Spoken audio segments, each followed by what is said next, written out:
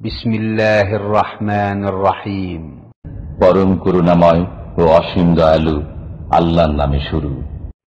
ومن أحسن قولا ممن دعا إلى الله وعمل صالحا وقال إنني من المسلمين.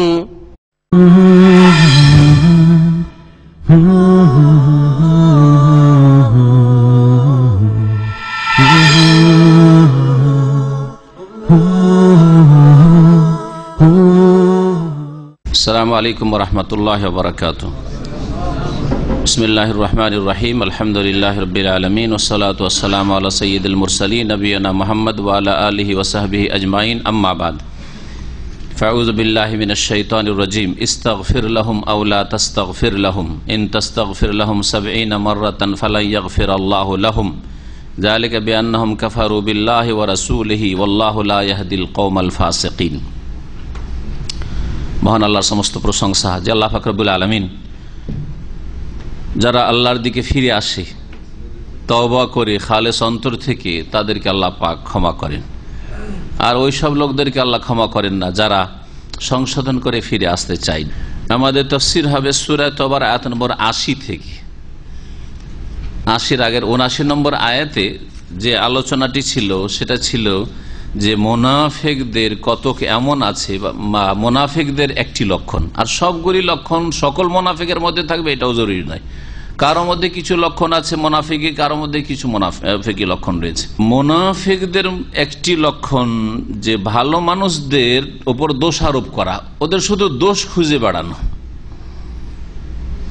তারা যদি ভালো কাজ করে তবুও তাদেরও দোষারোপ করবে, আর যদি ভালো কাজে ত্রুটি করে তারপরেও দোষারোপ করবে। মানে যে কোনো অবস্থায় দোষ চাপাতেই হবে ভালো মানুষদের ওপর, সৎকর্মশীলদের উপর, ধার্মিকদের ওপর, মুমিন মুসলিমদের উপর। আল্লাহ পাক এই মর্মে ইরশাদ করেছেন, আল্লাযীনা ইয়ালমিজুনাল মুতাওয়্যিনা মিনাল মুমিনিনা ফিস সাদাকাত। এই মুনাফিকরা দোষারোপ করে ওই সব মুমিনদের উপর যারা মুক্ত হস্তে দান করে থাকে। মুতাওয়্যিন মানে মুতাতাওয়্যিন, ফরজ ওয়াজিবের অতিরিক্ত নফল দান খায়রাত করে থাকে, যারা তাতাওয়্যু করে থাকে তাদেরও দোষারোপ করে, মানে বেশি বেশি দান করলেও দোষারোপ করে। আর ওয়াল্লাযীনা লা ইয়াজিদুনা ইল্লা জুহদাহুম, এবং ওদের উপরেও দোষারোপ করে যারা তাদের মেহনত পরিশ্রমের ফলস্বরূপ অল্প কিছু উপার্জন যা করে তা থেকেই কিছু দান খেরাত করার চেষ্টা করে, অল্প স্বল্প, তাদের ওপর দোষারোপ করে। এই মর্মে হাদিসে রয়েছে যে মুনাফিকরা মদিনায় নবী করিম সাল্লাল্লাহু আলাইহি ওয়াসাল্লামের জামানায় যদি বেশি কেউ দান করতে আসতো তো বলতে, দেখো লোক দেখানো, মানুষের কাছে খ্যাতি নিতে চায়, ওই জন্য এই বেশি করে দান করতে এসে, ওর মধ্যে আন্তরিকতা নেই, ইখলাস নেই, এই প্রশ্ন তুলত। আর যদি কেউ গরিব মানুষ, বেচারার কাছে ওইটুকু আছে, কোন রকম করে পেট কেটে অল্প স্বল্প নিয়ে এসছে, তবু কি করতো, বলতো যে দোষারোপ করতো এইভাবে যে এইরকম দানে আল্লাহর কি হবে, আল্লাহর দিনের কি হবে। ইন্নাল্লাহা গানিউন আন সাদাকাতি হাযা, আল্লাহর এই ধরনের লোকের সাদকার দানের কোনো প্রয়োজন নেই। এইরকমই হচ্ছে আজকালকার জামানায় গরিব মানুষের উপর দুই অবস্থাতেই দোষারোপ করে। মুসলিম সমাজে গরিবের ছেলে যদি বেশি খেয়ে নেয়, এটা গরিব মানুষ দাওয়াত থেকে খুব বেশি করে খেয়েছে, তাহলে কি বলে, জীবনে খেতে পাইনি, পেয়েছে এইরকম খাবার তো জীবনে পাইনি, এই জন্য খেয়ে চলে যাচ্ছে, ঠিক না? আচ্ছা যদি কম করে খাই, দানা মরা জীবন, না খেয়ে খেয়ে নাড়ি মরে গেছে, আমাদের অঞ্চলের ভাষা বলছি, না খেয়ে খেয়ে নাড়ি মরে গেছে, খাবে কি করে? ওই উভয় অবস্থায় সমালোচনার পাত্র। আর ভদ্রলোক আপনাদের মতো মাশাআল্লাহ পয়সার লোকেরা যদি দাওয়াত খায়, আর আপনাদের চাইতে যারা ওইরকম পুঁজিপতি নেতা, খেতে গিয়ে বেশি যদি খায় তবুও সুনাম, আর কম খায় তবুও সুনাম, বেশি খায় তো কিসের সুনাম? খেয়ে দিয়ে সবসময় খাই দেয় তো, ভালো ভালো খেয়ে খেয়ে অভ্যাস আছে, প্রশংসা। আর যদি কম খায়, ভদ্রলোক এরা দিনে বারবার করে খায়, এদের বেশি খেয়ে অভ্যাস নাই, এরা ভদ্রভাবে এতটাই খায়, দেখছেন। এই একটি কথা এই আয়াত সম্পর্কে বলার ছিল, আয়াতের তাফসীর হয়েছে জুমার পর। আর একটি কথা বলার ছিল যেটা জরুরি, সেটা হচ্ছে মুতাওয়া বলা শুধু শব্দগত ভুল না, এতে অনেক ফরজ অজেবকে খাটো করে দেওয়া হয়েছে, হ্যাঁ, হালকা করে দেওয়া হয়েছে। যখন দাড়িওয়ালাকে দাড়ি রাখলে মোতাওয়া, টাকনার উপরে কাপড় থাকলেই শুধু মোতাওয়া, তার মানে টাকনার উপর কাপড় করা হচ্ছে নফল কাজ, তাতাওয়া কাজ, আর দাড়ি রাখা হচ্ছে নফল কাজ। যার ফলে আরবরা, আর আরব বিশেষ করে মেসরি, সিরিয়ান, এসব দেশের আরবরা, সুডানি, হাজার একটা লোকের দাড়ি পাওয়া মুশকিল, কারণ এদের কাছে এগুলো হচ্ছে তাতাওয়া, নফল কাজ, করুক আর নাই করুক। সারা জিন্দেগি নামাজ পড়ে দাড়ি রাখার তৌফিক হয় না, সারা জিন্দেগি ধরে 5 ওয়াক্ত নামাজ পড়ে, ফরজ নামাজ পড়ে, টাকনার উপরে কাপড় উঠার তৌফিক হয় না, জাহান্নামে যাওয়ার কাজ করছে, বড়ই জেহালত। তো এই জন্য মোতাওয়া শব্দটি শব্দের দিক থেকেও, প্রয়োগের দিক থেকেও ভুল, শরীয়তের দিক থেকেও ভুল, কারণ এতে ফরজগুলিকে হালকা করে দেওয়া হয়েছে, হারামের হুরমাতটাকে হালকা করে দেওয়া হয়েছে। টাকনার নিচে কাপড় হারাম, কিন্তু মোতাওয়া টাকনার উপরে উঠাইলে মোতাওয়া মানে আমি শুধু নফল কাজ করি না, টাকনার নিচে কাপড় মানে নফলটা ছাড়ছি, মুস্তাহাবটা ছাড়ছি। কখনো মুস্তাহাব না, ওয়াজিব টাকনার উপর কাপড় উঠানো, ফরজ।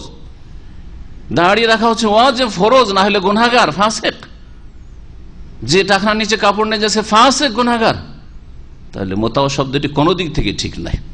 আর এর উপরে যদি উপহাস করে তাহলে ঈমান যাওয়ার আশঙ্কা রয়েছে, বরং বেশি সম্ভাবনা রয়েছে।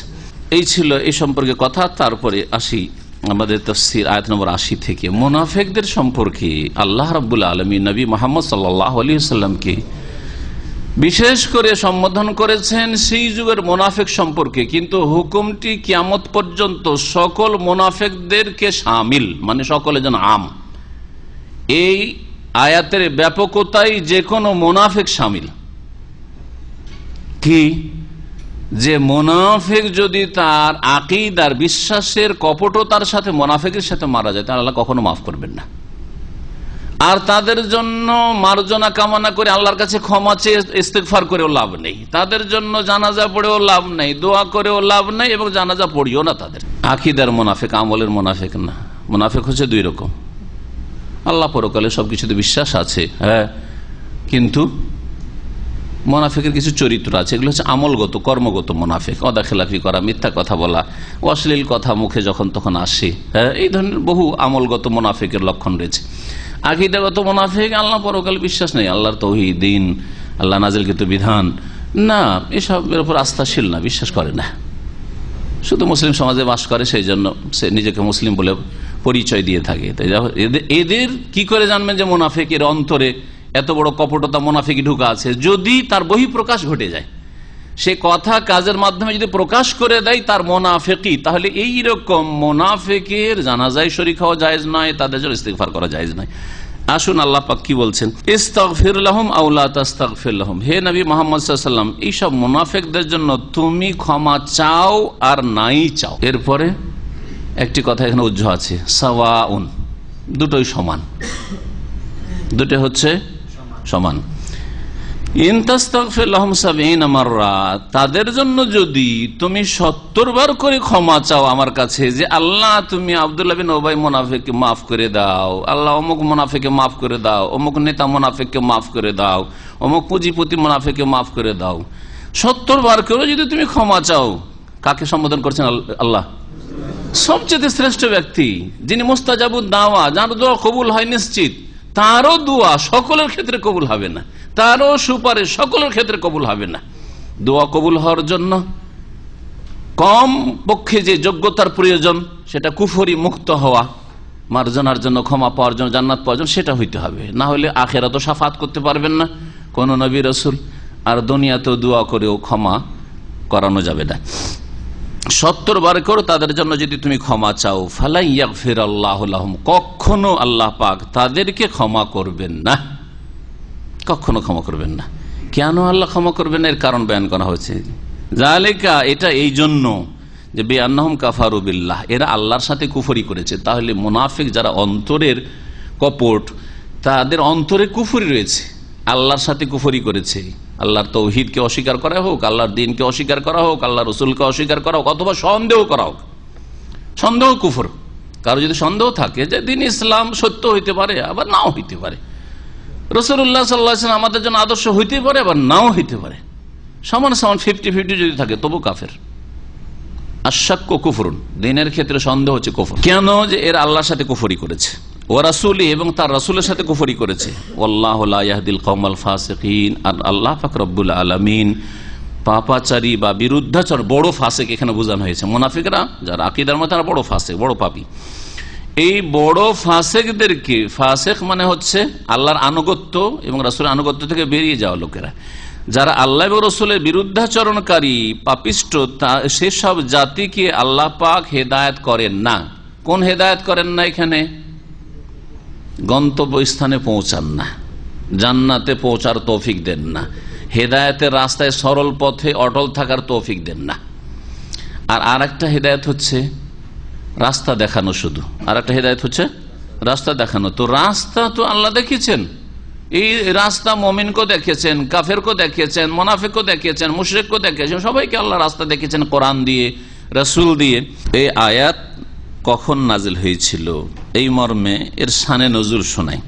সহিহ বুখারীতে রয়েছে।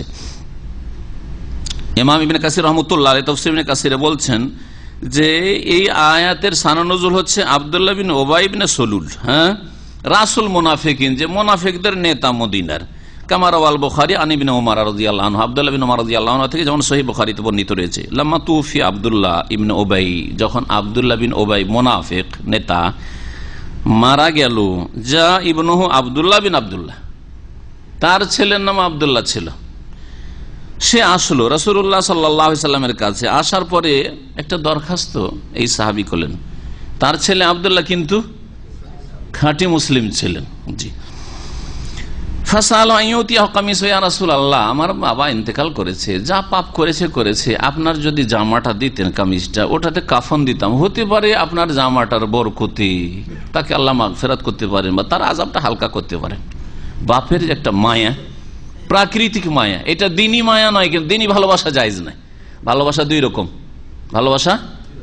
রকম, একটা হচ্ছে ধর্মীয় ভালোবাসা, এটা কাফেরের সাথে, মুনাফিকের সাথে, অসৎ লোকের সাথে জায়েজ নয়, হারাম।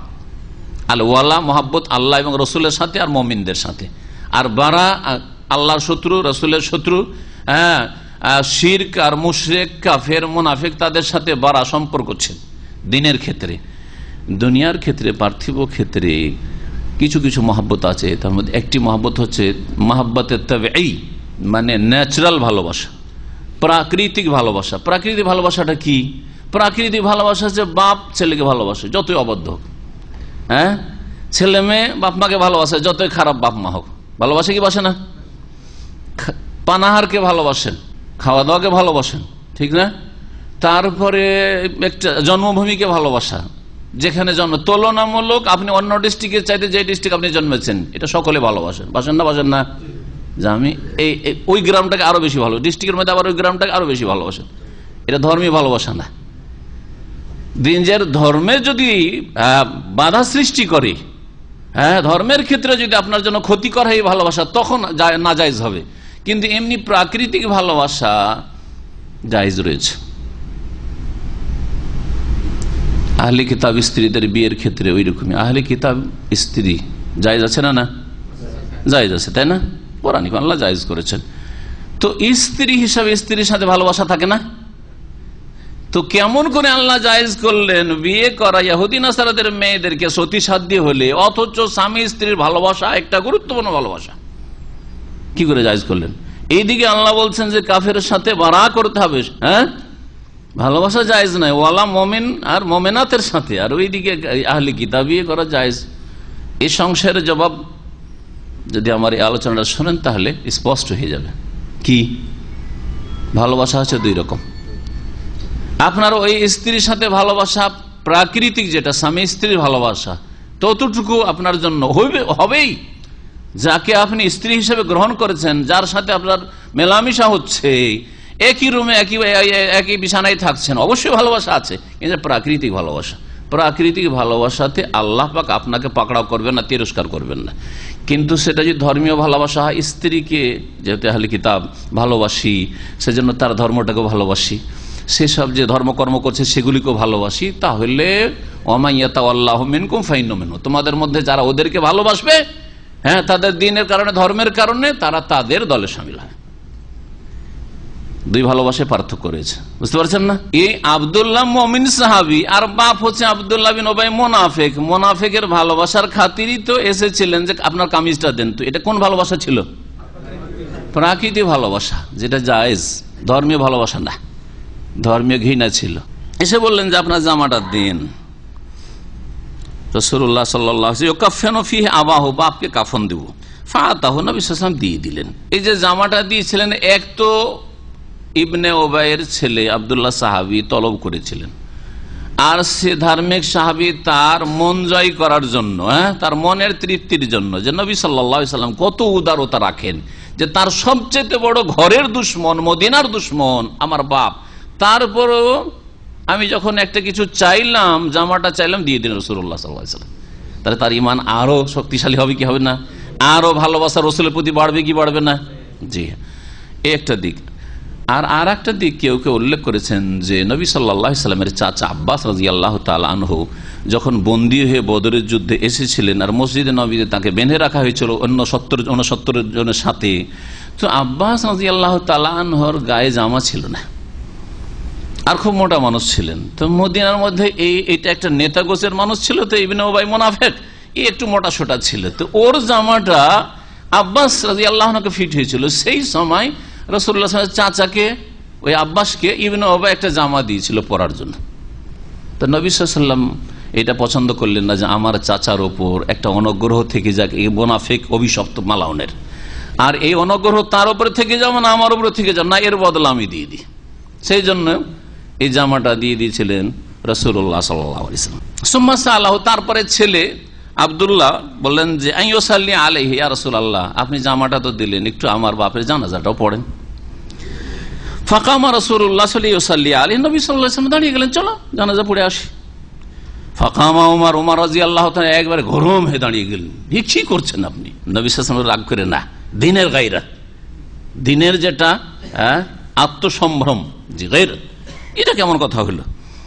এটা দিনদারি এবং আল্লাহর সাথে সম্পর্ক, রাসূলের সাথে সম্পর্কের প্রমাণ। যেমন অনেক সময় আমরা যাকে খুব বেশি ভালোবাসি তার উপরে রাগ করি, কিন্তু রাগটা কিসের জন্য? তার কল্যাণের জন্য। ফাখাযা বিসাওমি রাসূল, এমনকি রাসূলুল্লাহ সাল্লাল্লাহু আলাইহি ওয়াসাল্লাম কাপড় ধরে, না যেতে দেব না আপনাকে, কাপড় ধরে নিয়েছেন। ওমর রাদিয়াল্লাহু তাআলা ফাকালা ইয়া রাসূলুল্লাহ, বলে হে আল্লাহর রাসূল, তুসাল্লি আলাইহি, এই মুনাফিকের জানাজা পড়বেন? ওয়াকাদ নাহাকা রাব্বুকা আন তুসাল্লি আলাইহি, অথচ আপনার রব আল্লাহ নিষেধ করেছেন এই রকম লোকের জানাজা পড়তে। ফাকালা রাসূল, কোনখানে নিষেধ করেছেন জানাজা পড়তে? ওমর বুঝলেন, ওমর বুঝেছেন এই আয়াত থেকে, ইস্তাগফির লাহুম আও লা তাস্তাগফির লাহুম, এদের জন্য ক্ষমা চাও আর না চাও, 70 বার করে ক্ষমা চাইলো আমি কখনো ক্ষমা করবো না, কোশ্চিন কালেও মাফ করবো না। ওমর বুঝেছেন যে আল্লাহ তো এরকম বলেছে, তার মানে নিষেধ, তাই না? কিন্তু রাসূলুল্লাহ সাল্লাল্লাহু আলাইহি ওয়াসাল্লাম বললেন যে শোনো, আল্লাহ বলেন 70 বার করে ক্ষমা চাইলে মাফ করবো না। তো আমি যদি জানতে পারতাম যে 71, 72, 70-এর বেশি আল্লাহর কাছে ক্ষমা চাইলে মাফ করবেন আল্লাহ, তো অসুবিধা নেই, আমার মধ্যে উদারতা আছে, হ্যাঁ, যে দিলে জায়গা আছে মানুষের দরদের জন্য, যে মানুষকে জাহান্নাম থেকে মুক্ত করার জন্য, যে আমি 70-এর বেশি এর জন্য ক্ষমা চাইব আল্লাহর কাছে। ফাকালা রাসূলুল্লাহ সাল্লাল্লাহু আলাইহি ওয়াসাল্লাম, তখন নবী সাল্লাল্লাহু আলাইহি ওয়াসাল্লাম জবাবে বললেন, ইন্নামা খায়্যারানিল্লাহ, আল্লাহ আমাকে ইখতিয়ার দিয়েছেন, স্বাধীনতা দিয়েছেন, ক্ষমা চাও অথবা না চাও। তাহলে অপশন দুটো, তাই না? ক্ষমা চাইতেও পারো, না চাইতে পারো, আর 70 বার চাইলেও আমি মাফ করব না। আমাকে আল্লাহ ইখতিয়ার দিয়েছেন, স্বাধীনতা দিয়েছেন। ফাকালা, এবং আল্লাহ পাক এই মর্মে বলছেন, ইস্তাগফির লাহুম ওয়া লা তাস্তাগফির ইন তাস্তাগফির লাহুম 70 মাররাতান ফালা ইয়াগফিরুল্লাহু লাহুম, ক্ষমা চাও আর না চাও 70 বারও যদি ক্ষমা চাও তবু আমি মাফ করব না, বা আল্লাহ মাফ করবেন না। ওয়া সাআজিদুহু আলা 70, আর আমি 70 বারের বেশি তার জন্য ক্ষমা চাইব। কালা, তখন ওমর রাদিয়াল্লাহু আনহু দেখছেন যে নবীকে তো মানানো গেল না, বলছে ইন্নাহু মুনাফিক, মুনাফিকের জানাজা পড়বেন। কালা ফাসাল্লাহ, তারপর রাসূলুল্লাহ সাল্লাল্লাহু আলাইহি ওয়াসাল্লাম জানাজা নামাজ পড়লেন। জানাজার নামাজ শেষ হইতেই ওহী নাযিল হয়ে গেল, আর এক আয়াত আসছে সামনে, আয়াত কি, ফানজাল ওয়ালা তুসাল্লি আলা আহাদিম মিনহুম মাতা আবাদান ওয়ালা তাকুম আলা কবরিহি, যেই মোনাফিক মারা গেছে তার মোনাফিকই অবস্থায় তার উপর জানাজার নামাজও পড়িও না, এমনকি তার কবরের পাশে গিয়েও দাঁড়ায়ও না জিয়ারতের জন্য, দোয়া করার জন্য। কড়া নিষেধ। এখানেও উমর রাদিয়াল্লাহু তাআলার মতের অনুকূলে ওহী ইলাহি নাজিল হয়েছে। অনেক ক্ষেত্রে উমর রাদিয়াল্লাহু তাআলা যে মতটা পোষণ করতেন সেই মোতাবেক সাত আসমানের উপর থেকে আরশ আজিম থেকে লৌহে মাহফুজ থেকে আয়াত নাজিল হইত। এই জন্য মুলহাম বলা হয়েছে উমর রাদিয়াল্লাহু তাআলা আনহুকে, নবী করিম সাল্লাল্লাহু আলাইহি ওয়াসাল্লামের হাদিসে।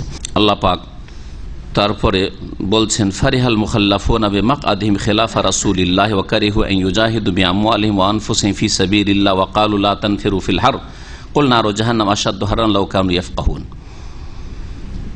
এখানে ওই তাবুক যুদ্ধের মৌসুমের কথা, ওই সময় যে সিজনটা ছিল সেই সময়ের কথা উল্লেখ করা হচ্ছে। আর তখন যা ঘটেছিল, শুরুতে বলেছিলাম যে তাবুক যুদ্ধের কথা যখন আলোচনা শুরু হয়েছে, ধারাবাহিক তাফসীর চলে আসছে তাবুক যুদ্ধ সম্পর্কে, সেই মৌসুমটা কিরকম ছিল? প্রচন্ড গরমের। আর সেই সময় বাগানে খেজুরও পাকছে, এদিকে চলে গেলে এত দূরের সফর খেজুরগুলো সব নষ্ট হয়ে যাবে। আর এদিকে এত গরমে এই 700-800 কিলোমিটার কেমন করে যাব? হ্যাঁ, দুই দিক থেকে ইমানের পরীক্ষা। তো সেই সময় যারা মুনাফিক তারা রাসূলুল্লাহ সাল্লাল্লাহু আলাইহি সাল্লামের নাফরমানি করে মদিনায় থেকে যাওয়ায় আনন্দিত হয়েছিল। আল্লাহ পাক তাদের অন্তঃকরণের কথা এখানে তুলে ধরেছেন। বলছেন, ফারিহাল মুখাল্লাফুনা বিমাকআদিহিম খিলাফা রাসূলিল্লাহ, যারা পিছে রয়ে গিয়েছিল, আল মুখাল্লাফুন মানে মুতাখাল্লিফুন আন গাজওয়াতে তাবুক, তাবুকের যুদ্ধ থেকে যারা পিছে রয়ে গিয়েছিল তারা খুশি হয়েছিল, ফারিহা আনন্দিত হয়েছিল, বিমাকআদিহিম তাদের বসে থাকাই, কাদা একদা মানে বসে থাকা, তাদের বসে থাকাই মাসদার মিম, খিলাফা রাসূলিল্লাহ রাসূলুল্লাহ সাল্লাল্লাহু আলাইহি সাল্লামের বিরুদ্ধাচরণ করে।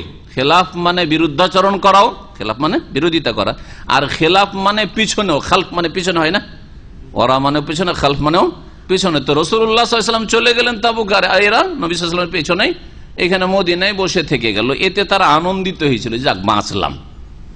তাদের খুশিটা কিসের ছিল?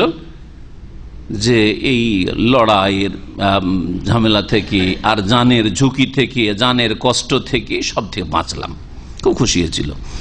ওয়াকারিহু এবং তারা ঘৃণা করেছিল আন ইউজাহিদু বিআমওয়ালিহিম ওয়া আনফুসিহিম ফি সাবিলিল্লাহ, আল্লাহর রাস্তায় তাদের ধন সম্পদ এবং জান দিয়ে জিহাদ করাকে তারা ঘৃণা করেছিল, অপছন্দ করেছিল।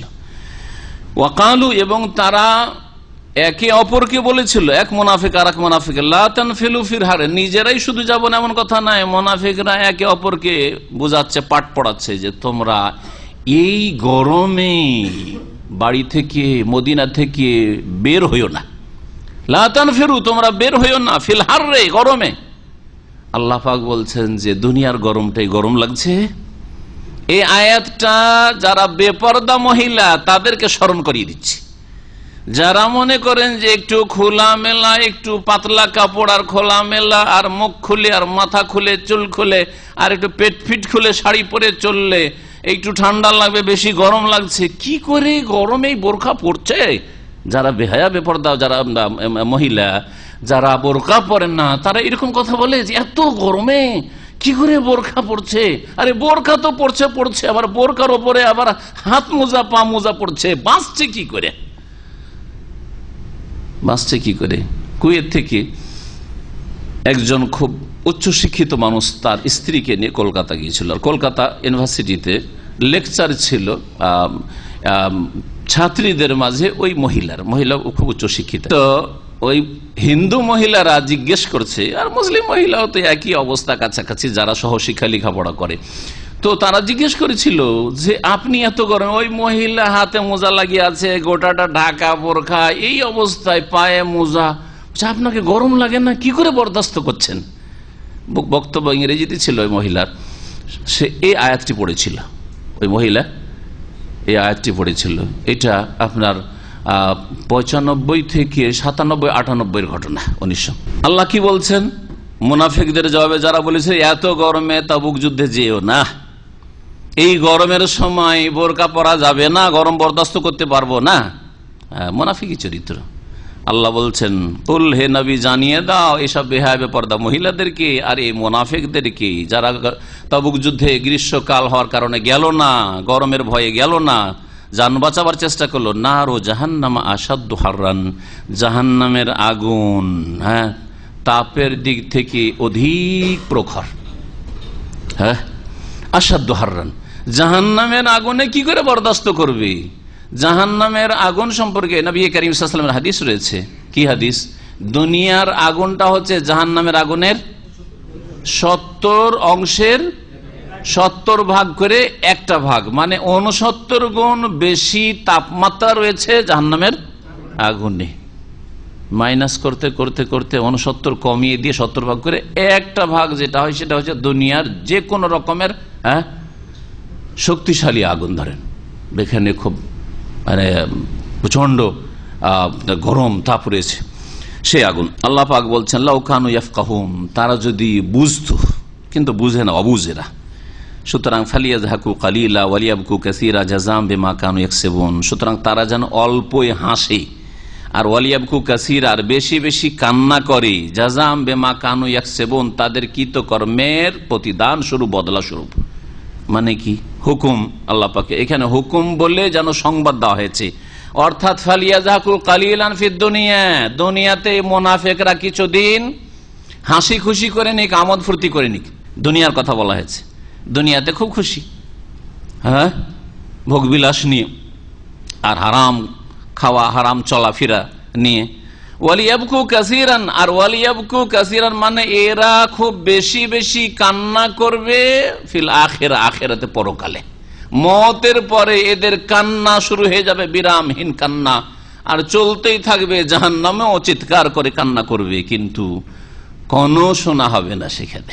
জি, অনাদাও ইয়া মালিক লিয়াকযি আলাইনা রাব্বুক, জাহান্নামে জাহান্নামী জ্বলবে আর চিৎকার করে বলবে, জাহান্নামের যে রক্ষী ফেরেশতা রয়েছে, জাহান্নামের যে মালিক ফেরেশতা রয়েছে, তাকে, তার নাম হচ্ছে মালিক, ইয়া মালিক লিয়াকযি আলাইনা রাব্বুক, আল্লাহর কাছ থেকে কোন রকম একটা সিদ্ধান্ত করাও যে আল্লাহ আমাদের মওত করে দিক, আর বাঁচতে চাই না, মওত করে দিক।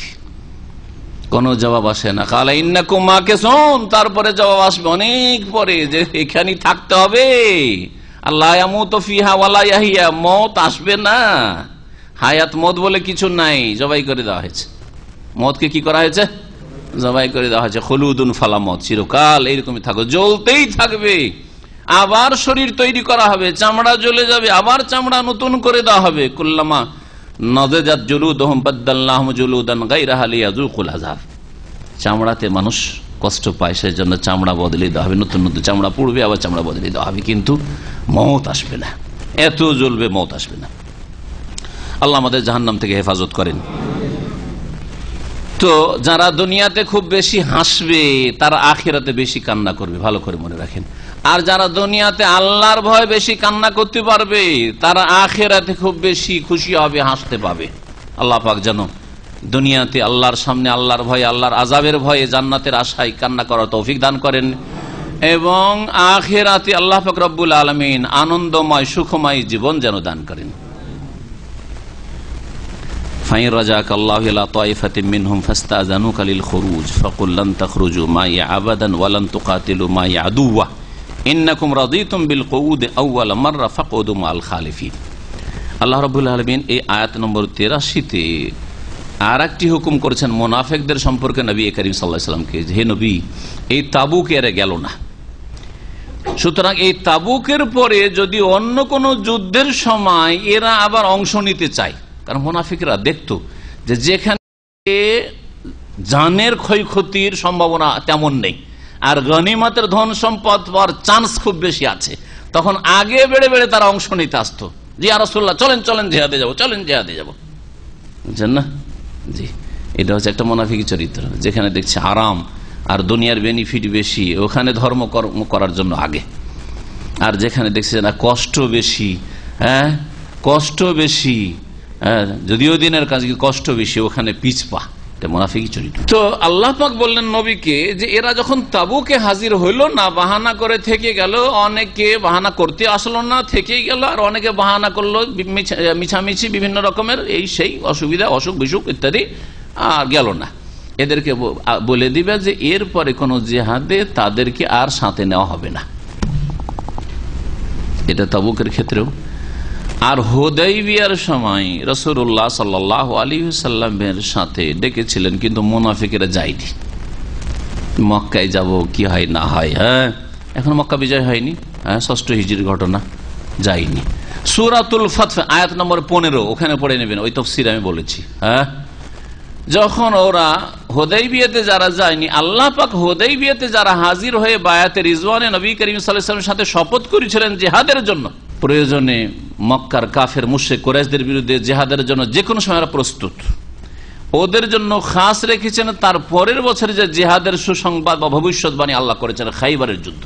কারণ খাইবারে যথেষ্ট ধন সম্পদ রয়েছে, জমি জায়গা রয়েছে, বাগান রয়েছে, এগুলি মুসলিমদের হাতে আসবে, গনিমতে তারা পাবে, আল্লাহ পাক ভবিষ্যৎবাণী করেছেন। এর সাথে সাথে আল্লাহ বলে দিয়েছেন এ মুনাফিকগুলি হুদাইবিয়াতে গেল না, মানে ওই হুদাইবিয়ার সফরে ওতে গেল না, সুতরাং এদেরকে আগামীতে যে খাইবার হতে যাচ্ছে 7ম হিজরি তাতে তোমরা সাথে নেবে না, তাতে নেবে না। কুল্লান তাত্তাবিউনা, হে নবী বলে দিও ওদেরকে যে আমাদের অনুসরণ করতে পারবে না, আমাদের সাথে যেতে পারবে না। কেন? মনে করবে কেন আমরাও যাব, আমাদেরকে নেন ইয়া রাসূলুল্লাহ। কাযালিকা ক্বালাল্লাহু মিন ক্বাবলু, এইরকমই আল্লাহ বলেছে, এর আগে আমাদেরকে বলে দিয়েছেন হুদাইবিয়ার লোক ছাড়া অন্য কেউ যেতে পারবে না খাইবার বিজয়ের জন্য। তখন তারা বলেছিল বুঝি বুঝি বাল তাহসুদুনা, আমাদের হিংসা করছেন না, আপনাদের ভাগ কমে যাবে সেই জন্য। হ্যাঁ, সাহাবাই অন্যান্য সাহাবাই কেরামদেরকে বলছে ও আমাদেরকে নিলে যে আপনাদের ভাগ কমে যাবে গনিমতে, সেই জন্য নেবেন না। এগুলো হচ্ছে মুনাফিকদের কথা।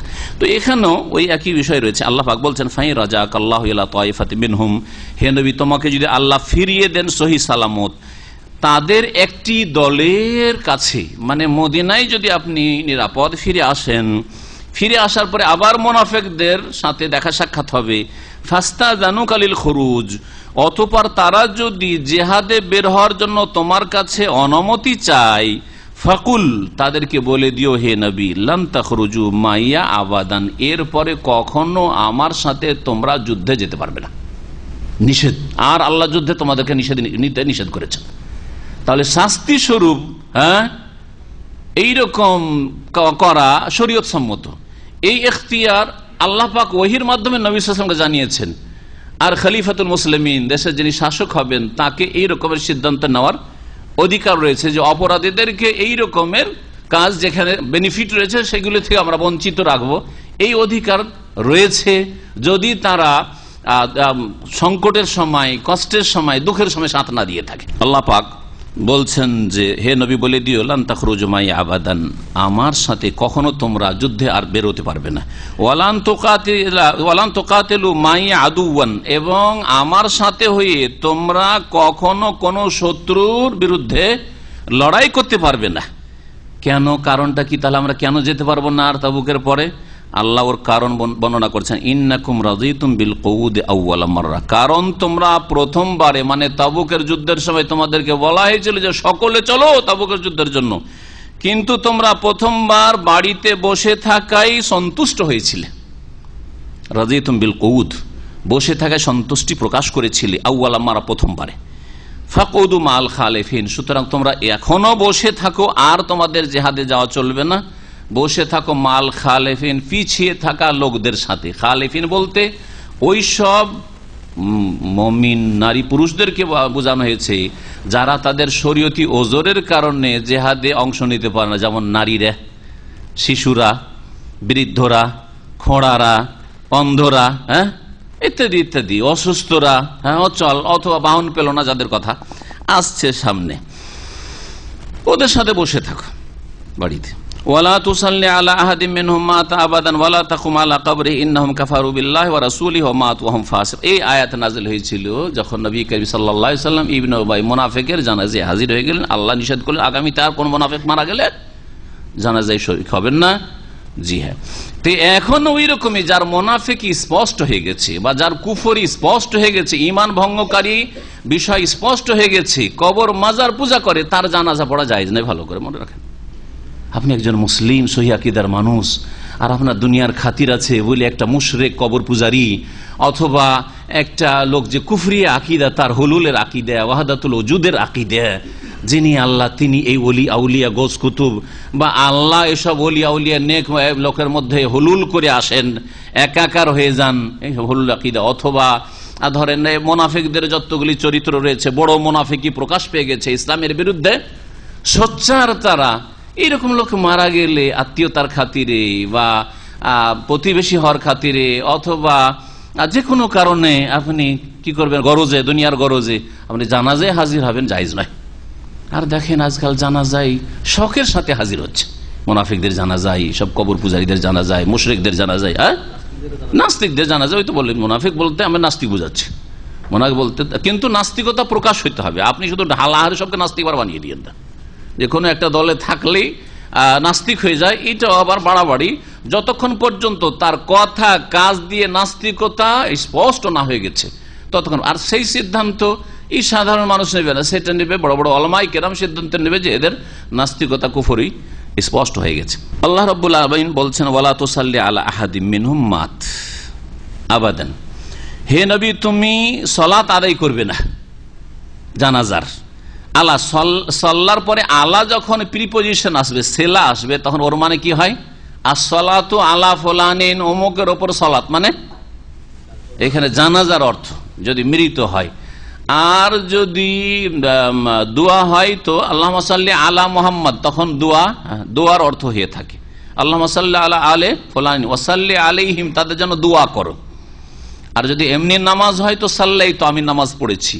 আর ইমামতি করা যদি হয় যে কারো ইমামতি করে সাল্লাই তো বেহিম, তখন বা প্রিপজিশন হরফে জার সেলা আসবে। তো আল্লাহ পাক বলছেন, হে নবী তুমি তাদের কারো জানাজার সালাত আদায় করবে না, মাতা যে মারা গেছে, আবাদান কখনো আসলে ছিল ওয়ালা তুসাল্লি আলা আহাদিম মিনহুম আবাদান, কখনো এই মুনাফিকদের কারো জানাজার সালাত আদায় করবে না, মাতা যে মুনাফিক মারা গেছে। যতদিন বেঁচে আছে হেদায়েতের জন্য চেষ্টা করতে থাকো, দিনের দাওয়াত দিতেই থাকো, কিন্তু যখন মারা গেছে কুফরের অবস্থায়, নেফাকের অবস্থায়, তাহলে জানাজার নামাজ কখনো পড়বে না। এমনকি ওয়ালা তাকুম আলা কবরিহি, তার কবরের পাশেও দাঁড়াবে না ইস্তেগফার করার জন্য। ইন্নাহুম কাফারু বিল্লাহি ওয়া রাসূলিহি, কারণ এরা আল্লাহর সাথে কুফরি করেছে, তার রাসূলের সাথে কুফরি করেছে। ওয়া মাতুহুম ফাসিকুন, আর এরা পাপাচারী হয়ে বড় ফাসিক হয়ে মারা গেছে, মানে ঈমান ভঙ্গ করে নেফাকের অবস্থায়। ওয়ালা তুজিবকা আমওয়ালুহুম ওয়া আওলাদুহুম, এবং আল্লাহ পাক বলছেন যে এই মুনাফিকদের ধন সম্পদ এবং তাদের জনবল, সন্তান সন্ততি তোমাদেরকে আনন্দিত না করে, বিস্মিত না করে। দেখে আশ্চর্য হয়ে যান, হতভম্ব হয়ে যায় না, যে কিরে যাদের লোক, হ্যাঁ জানেন, হ্যাঁ পুঁজিপতি, হ্যাঁ বড়, আর বড় একজন নেতা, আর বড় এই সেই না। মুনাফিকদের এইসব জাঁকজমকপূর্ণ জিন্দেগি দেখে আপনি প্রতারিত হবেন না, বিস্মিত হবেন না। আল্লাহ নিষেধ করেছেন, কখনো তাদের দিকে তাকাবেন না। ওরা নিকৃষ্ট, যতই বড় তাদের দুনিয়ায় দাপট থাক না কেন, বিশাল এলাকা নিয়ে তার খানকাহি ব্যবসা চলছে, তার মাজারের ব্যবসা চলছে, তার পীর মুরিদের ব্যবসা চলছে, কখনো বিস্মিত হবেন না। আর কখনো আপনি তাদের দিকে এই মাথা উঠিয়ে চোখ উঠিয়ে হতভম্ব হয়ে দেখবেন না। নিকৃষ্ট, কারণ আল্লাহর নজরে নিকৃষ্ট, যারা কোরআন সুন্নাহ থেকে দূরে চলে গেছে, ওহীর বিধান থেকে দূরে চলে গেছে। আল্লাহ পাক বলছেন যে তাদের ধন সম্পদ এবং তাদের সন্তান সন্ততি, হে নবী তোমাকে যেন বিস্মিত না করে। ইন্নামা ইউরিদুল্লাহ আন ইউআযযিবাহুম বিহা ফিদ দুনিয়া, নিঃসন্দেহে আল্লাহ চান তাদেরকে শাস্তি দিতে এই দুনিয়ার তাদের ভোগ বিলাসের সামগ্রী দিয়ে, দুনিয়াতে, ইহজগতে, দুনিয়াতেও আল্লাহ পাক শাস্তি দিতে চান। এর ব্যাখ্যা আমি বলেছি, এটা হচ্ছে আয়াত নম্বর 85 আর আয়াত নম্বর 55, দেখে নেবেন। আয়াত নম্বর 55 সূরা তওবারই একই সূরাতে দুটো আয়াত এসেছে, অর্থের দিক থেকে একেবারে একই রকম, শব্দের সামান্য পার্থক্য রয়েছে। ওয়াতাজহাকা আনফুসুহুম ওয়া হুম কাফিরুন, এবং তাদের প্রাণ বেরিয়ে গেছে, মানে তারা মৃত্যুবরণ করেছে কুফরির অবস্থায়, তারা মারা গেছে কুফরির অবস্থায়, ধ্বংস হয়েছে কুফরির অবস্থায়। আর তাদেরকে আল্লাহ পাক তাদের ধন সম্পদ দিয়ে আর তাদের ছেলে মেয়ে দিয়ে দুনিয়াতেও শাস্তি দিতে চান। কেমন করে শাস্তি দিতে? ওই 8 নম্বর 55 তাফসিরে পড়ে নেবেন যে তাদের মানসিক শাস্তি রয়েছে। ছেলে মেয়েগুলো তাদের বিরোধী মুমিন, তাদের মানসিক শাস্তি না। ধন সম্পদ কখনো কখনো তারা দিনের রাস্তায় দান করছে আর তাদের বিরুদ্ধে ব্যবহৃত হচ্ছে, সুতরাং দুনিয়ার মানসিক শাস্তি যেটা চাই না, মনের উল্টা কাজ তাদেরকে করতে হচ্ছে, এগুলি হচ্ছে মানসিক শাস্তি। তারপরে ধনের জন্য আর ছেলে মেয়েদের জন্য টেনশনে থাকছে, ছেলে মেয়েদের জন্য টেনশনে, মেয়ে বেরিয়ে পালিয়ে চলে গেছে অসৎ লোক মুনাফিক, ওই নিয়ে টেনশনে পড়ে আছে। ছেলে অবাধ্য, তার কথা শোনে না, ওকে নিয়ে টেনশনে পড়ে আছে। হ্যাঁ, বা ছেলে জেলে আছে, ওকে নিয়ে টেনশনে পড়ে আছে, ইত্যাদি ইত্যাদি।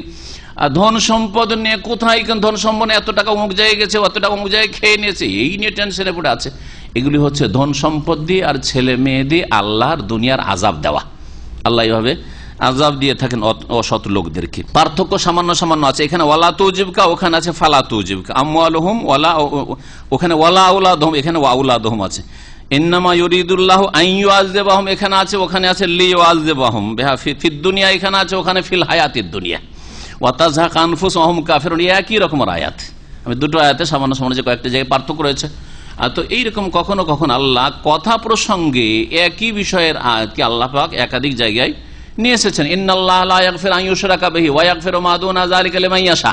কয় জায়গায় আছে? 2 জায়গায়। মাশাআল্লাহ, মাশাআল্লাহ, দেখছেন 2 জায়গায় আছে। হ্যাঁ, দুটোই সূরা নিসায় রয়েছে, ঠিক না?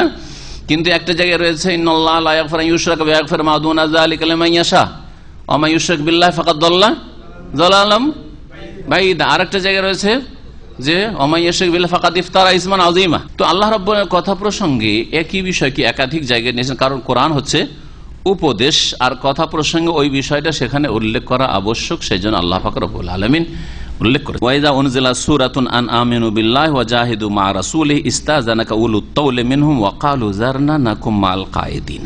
আল্লাহ পাক রব্বুল আলামিন এই আয়াতে এই তাবুক যুদ্ধের কথাই বলছেন যে মুনাফিকরা আর মুনাফিকদের মধ্যে বিশেষ করে যারা সচ্ছল ব্যক্তি, এমন যে অভাবী, বাহন নেই, সওয়ারি নেই, টাকা পয়সা নেই, কেমন করে যাবো, হেঁটে হেঁটে এত দূর যাওয়া যায়, এরকম কোনো ওজর ছিল না। তারাও মুনাফিকির কারণে, তাদের কপটতার কারণে অজুহাত পেশ করে মিছামিছি এসব মিথ্যা কথা বলে তারা পার পেতে চেয়েছিল বা অনুমতি নিয়েছিল, অব্যাহতি নিয়েছিল। ওয়াইদা উনজিলাত সূরাতুন, যখন এমন কোন সূরা নাজিল করা হয় এই মর্মে যে আন আমিনু বিল্লাহি ওয়া জাহিদু মা রাসূলিহি, আর সেই সূরায় এই বিষয় উল্লেখ করা হয় যে তোমরা আল্লাহর প্রতি ঈমান নিয়ে আসো এবং তার রাসূল সাল্লাল্লাহু আলাইহি সাল্লামের সাথে জিহাদে অংশ নেয়, জিহাদ করো।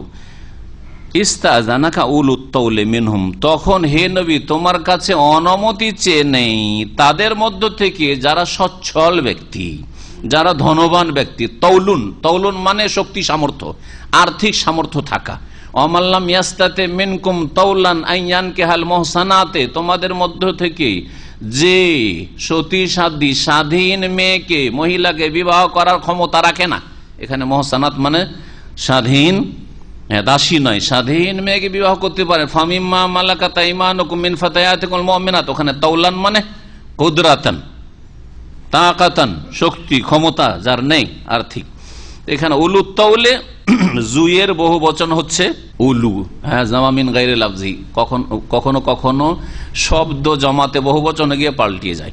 এইরকমই ইমরাতুন মানে একজন মহিলা, আর অনেক মহিলা যদি হয় নিসাউন, শব্দ পাল্টে গেল। ওই রকমই জু, বিশিষ্ট একজন, জু মালিন মানে ধনওয়ালা একজন ব্যক্তি, আর উলু মালিন মানে ধনওয়ালা লোকেরা। জি, বহু বচন এখানে উলু তাওলে। তো যারা সচ্ছল ব্যক্তি মুনাফিকদের মধ্য থেকে, তারা তোমার কাছে অনুমতি চাইবে, কি বলে? ওয়াকালু, আর বলবে জারনা, হে নবী আমাদেরকে অব্যাহতি দেন। জারনা মানে আমাদেরকে ছেড়ে দেন, জার মানে ছেড়ে দেন, উতরুক। ওয়াজারা ইয়াজারো এর আগে বলেছি। আর দা মানেও ছেড়ে দেওয়া। এই শব্দগুলি, এই কালেমাগুলি শুধু আমরে ব্যবহার হয়, নাহিতে ব্যবহার হয়, মোজারেতে কখনো কখনো হয়, কিন্তু মাজি এর একেবারে আরবি ভাষাতে ব্যবহার নেই। জি, ওয়াদা কোনো জায়গায় খুঁজে পাবেন না, ওয়াজারা কোথাও খুঁজে পাবেন না। কিন্তু জার দা আজাহুম কোরআনে রয়েছে, রব্বি লা তাজার আলাল আরদি মিনাল কাফিরিনা দাইয়ারা, আল্লাহুম্মা লা তাদা লানা ফি মাকামিনা হাযা যামবান ইল্লা গাফারতাহ, লা তাদা। আল্লাহ ছাড়িও না। জি, ওয়াকালু, এবং তারা বলতো জারনা, আমাদেরকে ছেড়ে দেন, মানে অব্যাহতি দেন, নাকুম মাল কায়েদিন, যারা বাড়িতে ওজোরের কারণে বসে আছে ওদের সাথে আমরাও বাড়িতে বসে থেকে আমাদের ওজোর আছে। তো যাদের আসলে ওজোর আছে, যেমন বললাম শিশু, নারী, বৃদ্ধ, অসুস্থ, ওদের সাথে এরাও বাড়িতে বসে থাকতে চায়, জিহাদে যেতে চাই না, অথচ তারা সচ্ছল। রাজু বেআইন ইয়াকুনু মাল খাওয়ালিফ, আল্লাহ পাক বলছেন যে এরা সন্তুষ্ট হয়ে গেছে কিসে, যে তারা হতে চায়, বেআইন ইয়াকুনু, যে তারা হতে চায় মাল খাওয়ালিফে। খাওয়ালিফ শব্দটি হচ্ছে খালেফাতুনের জামা, বহু বচন। খালেফাতুন ওই মহিলাকে বলা হয় যে পিছিয়ে থেকে যায়। কয়েকজন মহিলা একটা ভালো কাজে আসছিল, ইসলামিক সেন্টারে আসছিল, একজন মহিলা বললো যে না আমি যাবো না, তো ও হচ্ছে খালেফা, পিছনে থেকে যাও। এক কথায় মহিলাদের দল থেকে কেউ যদি একজন মহিলা পিছিয়ে থেকে যায় ওকে খালেফাতুন বলা হয়। খালেফাতুন বহুবচন খাওয়ালিফ, অনেকে পিছিয়ে থাকলে তখন খাওয়ালিফ। যে মহিলাদের ওপর যেহেতু এই জিহাদ ফরজ ছিল না, এই জিহাদ তাদের ফরজ ছিল না। নবী সাল্লাল্লাহু আলাইহি ওয়াসাল্লাম বলেছেন মহিলাদের জিহাদ কি, জিহাদ কন্যা আল হাজ্জ ওয়াল উমরা, তো মহিলাদের জিহাদ হচ্ছে হজ উমরা, তাদের এই অস্ত্রের জিহাদ নেই। তো মহিলারা বসে থাকে, আর এরাও মহিলাদের সাথে মদিনায় বসে থাকতে চাইল বিবির সাথে। রাজু, তারা সন্তুষ্ট হলো এতে যে তারা হতে চায় মাল খাওয়ালেফ, ওই সব মহিলাদের সাথে যারা পিছনে ছিল, অর্থাৎ মদিনায় ছিল। অতবে আলা কুলুবহিম, তাদের অন্তরে মোহর লাগিয়ে দেওয়া হয়েছে আল্লাহর পক্ষ থেকে। ফাহুম লা ইয়াফকাহুন, সুতরাং তারা বুঝে না, বুঝতে পারে না। মোহর কেন লাগানো হয়েছে? দোষ আল্লাহর নাকি? মোহর কখন লাগানো হয়? হ্যাঁ, যখন পাপ করতে করতে করতে অন্তরটাকে পাপে ঘিরে নেই, তখন ওর উপর মরিচা, এটাকে রান বলে, কাল্লা বাল রান আলা কুলুবহিম মা কানু ইয়াকসিবুন, পাপের কারণে তখন চারিদিকে মরিচা যেমন লেগে যায় লোহাতে, ওই রকমই ময়লা আবর্জনা পাপের পুরো হাড়টাকে, হৃদয়টাকে ঘিরে ফেলে। তারপরে তো আল্লাহ পাক রব্বুল আলামিন মোহর লাগিয়ে দেন, যার ফলে কোনো ভালো কথা আর আগামী জীবনে ঢুকবে না, আর হেদায়েতের তৌফিক হবে না। নবী করিম সাল্লাল্লাহু আলাইহি ওয়াসাল্লাম পরপর বিনা ওজরে যারা জুমা ছাড়ে তিনটি, তাদের সম্পর্কে এই কথাটি বলেছেন না, মান তারাকা সালাসা জুমাতিন তাহাওয়ানা, জুমা তারপরে ফরজ হয়ে রয়েছে। এই নয় যে ওজরের কারণে জুমা ছেড়েছে, ওজরের কারণে আপনি সফরে আছেন আর তারপরে মসজিদও নেই জুমার, অথবা অসুস্থ, বিছানা থেকে উঠতে পারছেন না, বছরকে বছর আপনি বিছানায় শুয়ে শুয়ে নামাজ পড়ছেন, মসজিদে যেতে পারছেন না, তো তিন জুমা ছাড়লে আপনার অন্তরে মোহর লেগে যাবে না। বিষয়টা হচ্ছে যে তার উপরে জুমা ফরজ হয়ে আছে, জুমা যে ফরজ হওয়ার শর্তগুলি সবগুলি তার মধ্যে বিদ্যমান আছে, তারপর জুমাতে হাজির হলো না, লম্বা টানে জুমার দিন, ঘুমের দিন এমন ঘুম দিল যে জুমা ছুটে গেল। আজকের জুমাটাও গেল, আগামী সপ্তাহের জুমাটাও গেল, আর গত সপ্তাহের জুমাটাও গেছে। পরপর যদি তিন জুমা ছুটিয়ে যায় বা ছেড়ে দেয়, অবহেলা করে, অস্বীকার করে নেয়, অস্বীকার যদি একটাকে করে তাহলে কাফের। হ্যাঁ, একটা ওয়াক্ত নামাজকে করলেও কাফের। হ্যাঁ, একটা রোজাকে যদি অস্বীকার করে তাও কাফের। অস্বীকার দিনের কোনো ফরজ অজেবকে করলে, অথবা কোনো হারামকে অস্বীকার করলে, আমি হারাম মানি না, জেনাকে হারাম মানি না, মদকে হারাম মানি না, তাহলে কাফের হয়। এখানে অস্বীকারের বিষয় নেই। মান তারাকা সালাসা জুমাতিন, কেউ যদি তিনটা জুমা ছেড়ে দেয় অবহেলা করে, তাহা উনান, হ্যাঁ, অলসতা বসত যাবজাচি করে থেকে গেল, গড়িমসি করে, তাবা আল্লাহ আলা কালবিহি, তাহলে ওই লোকের অন্তরে আল্লাহ মোহর লাগিয়ে দেবেন। তো মোহর লাগালেন তার পাপের কারণে। মোহর লেগে যাওয়ার পরে এই তিন জুমা ছেড়ে দেওয়ার পরে কোনদিন আর একে তওবা, ইস্তেগফার আর আল্লাহর দিকে ফিরে আসা নসিব হবে না, হেদায়েত আর নসিব হবে না, ওই পথেই থেকে যাবে আর জাহান্নামে চলে যাবে। আল্লাহ পাক যেন আমাদের হেফাজত করেন। লাকিনির রাসূল ওয়াল্লাযীনা আমানু মাহু জাহাদু বিআমওয়ালিহিম ওয়া আনফুসিহিম ফি সাবিলিল্লাহি ওয়া আনফুসিহিম ওয়া উলাইকা লাহুমুল খায়রাত ওয়া উলাইকা হুমুল মুফলিহুন। পক্ষান্তরে মুমিনরা মুনাফিকদের বিপরীত, রাসূলুল্লাহ সাল্লাল্লাহু আলাইহি ওয়াসাল্লামের সাথে তাদের আচরণ আলাদা। লাকিন, তবে রাসূলুল্লাহ সাল্লাল্লাহু আলাইহি ওয়াসাল্লাম ওয়াল্লাযীনা আমানু মাহু, এবং তার সাথে যারা ঈমান নিয়ে এসেছে, বিশ্বাস স্থাপন করেছে, এরা কি করে? জাহাদু বিআমওয়ালিহিম ওয়া আনফুসিহিম, তাদের ধন সম্পদ দিয়ে আর জান প্রাণ দিয়ে তারা জিহাদ করে। ওয়া উলাইকা লাহুমুল খায়রাত, আর এদের জন্যই রয়েছে সার্বিক কল্যাণ। খায়রাতুনের বহুবচন খায়রাত, তাদের জন্য সার্বিক কল্যাণ রয়েছে, দুনিয়া এবং আখিরাতের সার্বিক মঙ্গল রয়েছে মুমিন মুজাহিদিনদের জন্য। ওয়া উলাইকা হুমুল মুফলিহুন, এবং এরাই হচ্ছে সত্যিকার সফল কাম। আ'আদাল্লাহু লাহুম জান্নাতিন তাজরি মিন তাহতিহাল আনহার খালিদিনা ফিহা, আল্লাহ পাক তাদের জন্য প্রস্তুত করে রেখেছেন এমন জান্নাত সমূহ যেসবের নিম্ন দেশে নহর সমূহ প্রবাহিত রয়েছে, খালিদিনা ফিহা, সেখানে অনন্তকাল তারা থাকবে। যালিকাল ফাউজুল আযীম, আর এই হচ্ছে মহা সাফল্য। وجاء المؤذرون من الأعراب ليؤذن لهم وقعد الذين كذبوا الله ورسوله سيصيب الذين كفروا منهم عذاب أليم। আল্লাহ পাক রব্বুল আলামিন এখানে বলছেন মদিনার বাইরেও কিছু বেদুইন আছে যারা মুসলিম তো হয়েছে কিন্তু তাদের অন্তরেও মুনাফিকি রয়েছে, তারাও এইরকম ওজর পেশ করে। এসব বেদুইন যারা যাযাবর আর মুনাফিক, তাদের কথা এখানে আল্লাহ উল্লেখ করেছেন। আর কেউ কেউ এই দুটি তফসির করা হয়েছে, কারণ যারা হয়তো বিস্তারিত তফসির পড়বেন, আমি একটা তফসির করে রেখে দিলে ভাববেন যে না এই তফসির ভুল না। এটাও একটা তফসির যে এই আরবগুলি অর্থাৎ বেদুইনগুলি এরা আসলে মুনাফিক ছিল, একটি মত। আর আরেকটি মত যে এরা মুনাফিক ছিল না, মুসলিম ছিল, এরা সত্যিকার মুমিন ছিল, কিন্তু তাদের ওজর ছিল, হয়তো তাদের কাছে বাহন ছিল না অথবা তাদের শরীয়তি ওজরগুলি ছিল জিহাদে না যাওয়ার জন্য, সেই জন্য তারা নবী করিম সাল্লাল্লাহু আলাইহি সাল্লামের কাছে ওজর পেশ করেছিল। আল্লাহ বলছেন ওয়াজা আল মুআযযিরুনা মিনাল আ'রাব, মুআযযিরুন আসলে ছিল মু'তাযিরুন, ইতাযারা মানে ওজর অজুহাত পেশ করা। তাহলে আসলো বেদুইনদের ওইসব লোকেরা যারা ওজর পেশ করেছিল, ওজর পেশকারী বেদুইনরা আসলো বেদুইন ওজর পেশকারীরা কি জন্য আসলো? লিইউযানা লাহুম, যাতে করে তাদেরকে অনুমতি দেওয়া, অব্যাহতি দেওয়া হয় নবী করিম সাল্লাল্লাহু আলাইহি ওয়াসাল্লামের পক্ষ থেকে যে ইয়া রাসূলুল্লাহ আমাদের অসুবিধা রয়েছে, অসুস্থ রয়েছি, অথবা আমাদের কাছে সওয়ারিও নেই, আর নবী সাল্লাল্লাহু আলাইহি ওয়াসাল্লাম তাদেরকে সওয়ারিও দিতে পারছেন না, তো জিহাদে যাব কি করে? বিভিন্ন রকমের যে সব শরীয়ত ওজর হইতে পারে। লিইউযানা লাহুম ওয়া কা'দাল্লাযিনা, এক শ্রেণীর লোক তো এরা হয়ে গেল।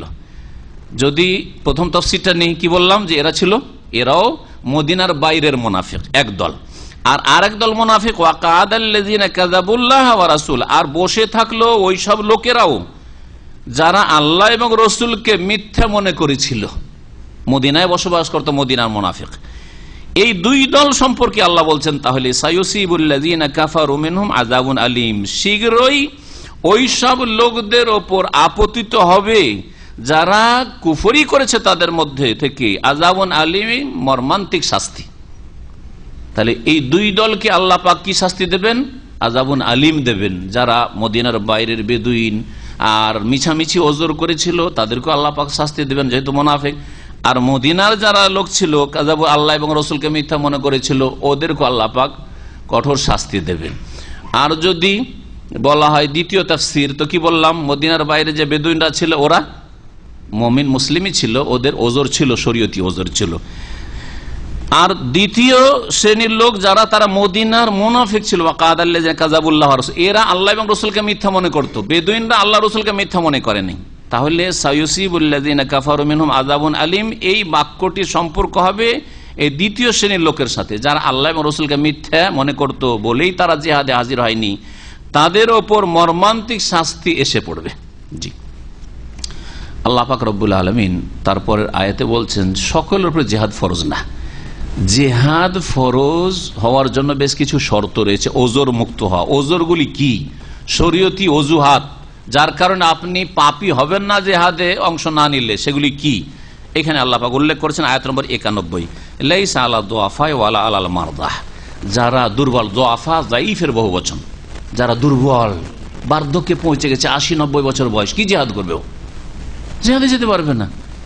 যারা দুর্বল, ওয়ালা আলাল মারদা, আর না ওইসব লোকেরা যারা রোগাক্রান্ত, মারিজের বহুবচন মারদা, আর যায়ীফের বহুবচন হচ্ছে দুআফা। তাহলে যারা দুর্বল হয়ে গেছে বার্ধক্যের কারণে, অথবা শিশু নাবালক সেই জন্য দুর্বল, অথবা নারী জাতি সেই জন্য দুর্বল, এ দুআফাতে তারা শামিল। আচ্ছা, খোঁড়াদেরকে, যারা খোঁড়া ল্যাংড়া আর যারা অন্ধ, তারা কো জিহাদে যেতে হবে নাকি? এখানে তো তাদের কথা উল্লেখ করেননি, কিন্তু তারা শামিল রয়েছে, তাদেরও শরীয়তে ওজর গ্রহণযোগ্য। তো তাদেরকে কোন বাক্যে ঢোকাবেন? কোন কোন তাফসীরকাররা দুআফা, এরাও দুর্বল, যারা অন্ধ তারা দুর্বল, যারা খোঁড়া তারা দুর্বল, সুতরাং দুআফাতে ঢুকিয়েছেন। আর কেউ কেউ বলছেন যে অন্ধ সে রুগী, যে খোঁড়া সে রুগী, তাহলে মারজা শব্দে আমরা ঢোকাবো। এই শুধু দ্বিমত রয়েছে, কিন্তু এই দুটো বাক্যে এরা সামিল, যে খোঁড়ার ওপরও জেহাদ ফরজ নেই আর অন্ধের ওপরও জেহাদ ফরজ নেই। আর এইরকমই যারা এমন রোগী যে এদেরকে নিয়ে গিয়ে আরো উল্টো মুসিবত হবে, এদেরই দেখাশোনা করতে হবে, পরিচর্যা করতে আরো লোক লাগবে, তো ওদেরকে নিয়ে গিয়ে লাভ নেই। ওয়ালা আলাল্লাযিনা লা ইয়াজিদুনা মা ইউনফিকুন হারাজ, আর ওইসব লোকদের ওপরও কোনো দোষ নেই বা কোনো আপত্তি নেই যারা এমন কিছু পাচ্ছে না যা তারা ব্যয় করবে। জিহাদে যাব, তো জিহাদে যাওয়ার জন্য আমার সওয়ারি বাহন লাগবে, বাহন নেই। জিহাদে যাওয়ার কোনো খরচ খরচা নেই, আর কেউ যে আমাকে দান করবে, দিয়ে হেল্প করে আমাকে জিহাদের জন্য প্রস্তুত করবে, তারও ব্যবস্থা নেই। যদি এইরকম পরিস্থিতি থাকে তাহলে সেটাও শরীয়তি ওজর না যাওয়ার, আমার কাছে কিছু নেই সেজন্য যেতে পারিনি, কোনো আপত্তি নেই। হারাজ, ওই যে লাইসা হারাজ, কোন আপত্তি নেই, লা হারাজা। নবী করিম সাল্লাল্লাহু আলাইহি ওয়াসাল্লাম এর প্রথম জীবনের হজ ছিল সাহাবায়ে কেরামদের যে বিদায় হজ, ওইটাই ছিল প্রথম, ওইটাই শেষ হজ ইসলামের। আর এই যে 10 তারিখে 5টি কাজ, এগুলিতে সাহাবায়ে কেরাম অনেকে উল্টো পাল্টা করেছে, যেটা আগে করতে হবে সেটাকে পরে। 5টি কাজের মধ্যে তাদের তরতিবটা ঠিক থাকে নাই। যে যেমন জিজ্ঞাসা করেছেন, সেই দিনের নবী সাল্লাল্লাহু আলাইহি ওয়াসাল্লামের একটি শুধু জবাব ছিল। কি জবাব ছিল? ইফআল ওয়ালা হারাজ, করেছো করো, ওয়ালা হারাজ, কোনো আপত্তি নেই। তো হারাজ মানে আপত্তি, অসুবিধা, কোনো অসুবিধা নেই, এদের জন্য কোনো অসুবিধা নেই।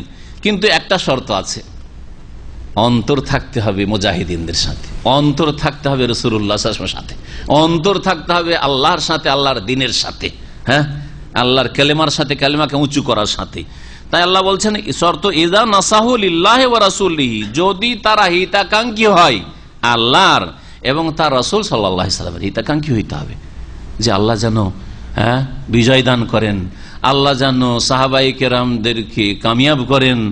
দোয়া করছেন বাড়িতে বসে বসে, আর হিতাকাঙ্ক্ষী তাদের ব্যথায় ব্যথিত আপনি, এইরকম হইতে হবে। মা আলাল মুহসিনিনা মিন সাবিল, এই বাক্যটা মনে রাখবেন, মা আলাল মুহসিনিনা মিন সাবিল। আল্লাহ পাক বলছেন যারা সৎকর্মশীল তাদের বিরুদ্ধে কোনো অভিযোগ নেই।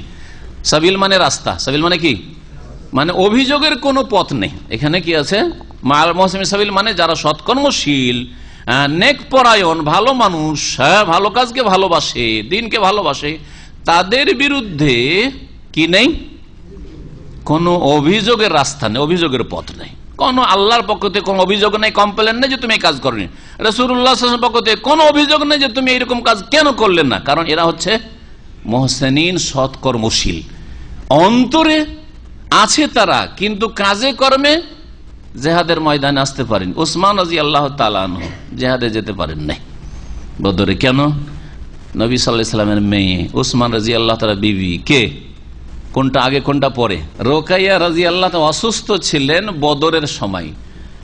উসমান রাদিয়াল্লাহু তাআলা কান্না করছেন যাওয়ার জন্য, ইয়া রাসূলুল্লাহ আমিও জিহাদে যাব। নবী সাল্লাল্লাহু আলাইহি ওয়াসাল্লাম বলছেন দেখো তুমি থাকো, তোমার জিহাদের সমান সওয়াব রয়েছে, আল্লাহ দেবেন তোমাকে, এবং তোমার ওজর আল্লাহর কাছে গ্রহণযোগ্য। আর আমিও চলে যাচ্ছি, আর তোমার স্ত্রী আমার মেয়ে এভাবে অসুস্থ রয়েছে শেষ অবস্থায়, সুতরাং তুমি থাকো এখানে তার পরিচর্যার জন্য, তার দেখাশোনার জন্য। যারা সৎ কর্মশীল তাদের বিরুদ্ধে কোনো অভিযোগ নেই। এই কথাটি আল্লাহ পাক এই প্রসঙ্গে বলে, সৎ কর্মশীল যদি হয় আর ওজরের কারণে জিহাদে নাও যেতে পারে, ভালো কাজে অংশ নাও নিতে পারে, তাদের বিরুদ্ধে কোনো অভিযোগ নেই। ইসলামিক সেন্টারের পাশেই থাকছেন। আর কাজের চাপ এত বেশি যে আপনার দার্সের সময় কখনো আপনি ফ্রি না। দার্স হয় এশা পরে, না হয় জুমার দিন, জুমার পরে, এই সময়গুলোতে সব সময় আপনার ডিউটি সব সময়। যদি ছুটি থাকে তো সকালবেলা, রাত্রে এইদিকে 11টা পর্যন্ত ডিউটি, আর এইদিকে আপনার জোহর পর ডিউটি শুরু হয়। যদি আপনি ইসলামিক সেন্টারে এসে দিন নাও শেখেন, আপনার বিরুদ্ধে কোনো অভিযোগ আছে?